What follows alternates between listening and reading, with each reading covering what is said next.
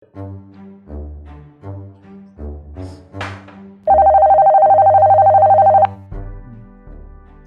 mommy. Hello, Ola. Ma? I'm coming to that house now. I'm coming to sanctify that house. Because rubbish to all the rubbish you are doing in that house. I want to come and sanctify everywhere. Mommy, but wait. Shut up! Shut up! When I'm talking, don't talk. Shut up! Because you are doing rubbish. I've had everything. How you bring woman, only she black or white inside that house. Oh, they cover me. You cannot come and spoil my life for me. And you cannot spoil your own life again for me too. I still need you. You hear? Rubbish boy. Only dirty. You cannot come and kill me, oh. I'm coming to the house. No, what thing for? Okay, mommy. Who be that? Najibi. Hey, come here, I beg. Mama, come, I beg. Answer. Come, sit down.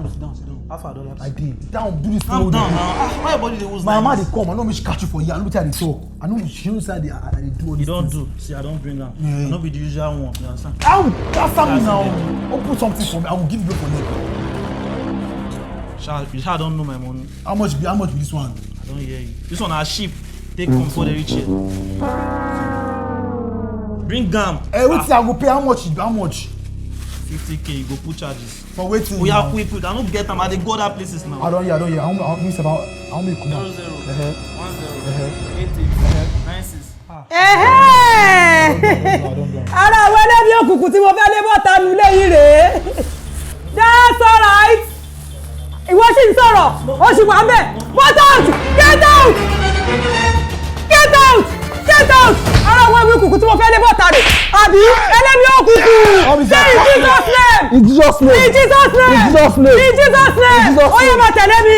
In Jesus' name. Mo máa lé gbogbo àwọn ẹlẹ́bí òkùnkùn yẹn jáde kúrò ní ara ẹ̀ lẹ́nu. Gbogbo ara ẹ̀ báyìí. Ọlọ́wọ́ olùjọ mímọ́ ọlọ́wọ́ ọ̀ṣọ́fà o in Jesus name gbogbo ẹ̀mí òkùnkùn ó yẹ bọ́ta ṣe in Jesus name gbogbo wọn báyìí èdè ni máa lé gbogbo wọn jáde. Igbó mọ̀ sí kárí. Ó yá say in Jesus name. Say in Jesus name. I really come for you to come and fire all the bad spirits in this house. Kí ló wá dé? Kí ló dé wá fẹ́ sí mọ́? Kí ló dé dé?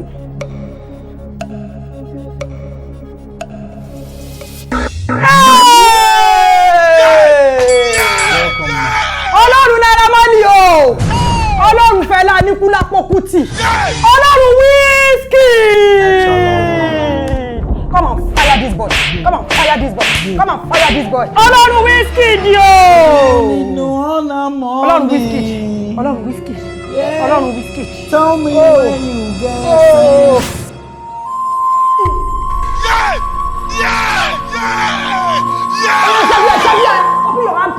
Open your armpit. It's smelling. Open your armpit. Oya, turn your back. Hold something so that you will not fall down. Hold something. Your leg. Do your leg. Shoo! Don't cry when I'm bathing for you. Don't cry. I'll tell you not to cry when I'm bathing for you. Shoo! Don't cry. Oya, do your leg. It's dirty. Oya, let me open water for you so that you can rinse your body. Oya, rinse your body. Rinse your body. Hey, your body has clean. Oya, come. Let me do this one again.